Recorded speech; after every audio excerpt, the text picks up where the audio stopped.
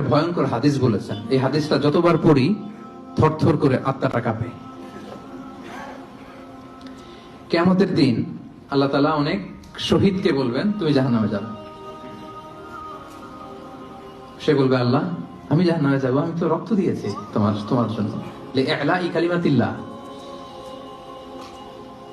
আমার দেহের তাজা রক্ত দিয়ে আমি শহীদ হয়েছি, জানাজা ছাড়া আমার দাফন হয়েছে, আমি তো জান্নাতে যাব। আল্লাহ বলবে, না, তুমি শহীদ হয়েছ এই কারণে যে লোকজন তোমাকে বীর বলবে, বীর, বাহাদুর।